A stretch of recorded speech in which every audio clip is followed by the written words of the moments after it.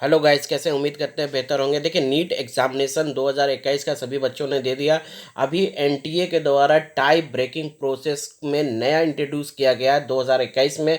Marking scheme क्या है, number of seats क्या है, टॉप 10 कॉलेज, मेडिकल कॉलेज कौन कौन से है, सारा डिटेल आपको इस वीडियो में मिल रहा है। सो गाइस, वीडियो के साथ बने रहें और जो भी हमारे न्यू व्यूअर छोटी छोटी रिक्वेस्ट कि चैनल को सब्सक्राइब कर लीजिए, बेल नोटिफिकेशन को ऑन कर लीजिए। देखिए, सबसे पहली बात है कि टाइप ब्रेकिंग प्रोसेस में NTA 2020 entrance examination has be change by NTA, है ना। इसने अब चेंज किया है। Age factor will not be consider to determine the rank of the two and more student who have secure the same marks in the entrance examination.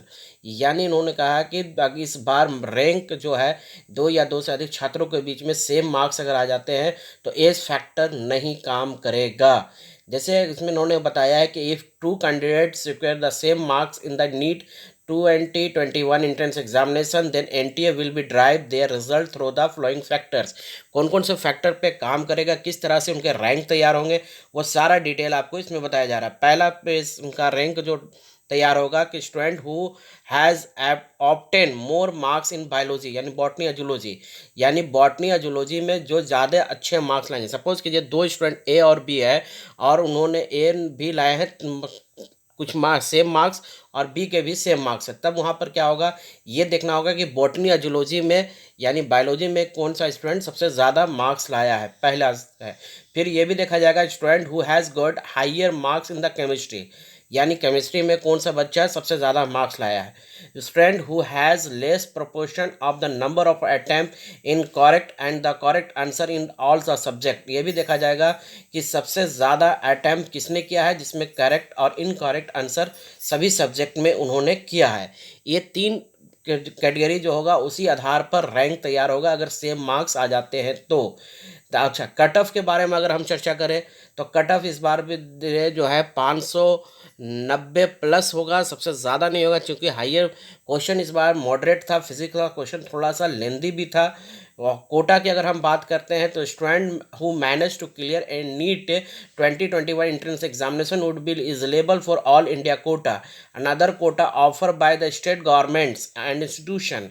जैसा कि आपको पता है कि ऑल इंडिया कोटा से भरा था। काउंसलिंग में successful candidate seats the under 15%, यानी 15% सॉरी 15% जो है ऑल इंडिया कोटा के होते हैं, जिसमें और 85 जो होता है वो आपका सेंट्रल इंस्टीट्यूट के होते हैं कोचिंग के। इस बार नंबर ऑफ सीट्स की अगर हम बात करते हैं तो 2021 में एंट्रेंस एग्जामिनेशन जो है अराउंड लगभग 85,000 सीट जो है पूरे इंडिया में है, जो कि उसमें से 80,055 जो है एमबीबीएस मेडिसिन से है और 26,949 बीडीएस से है।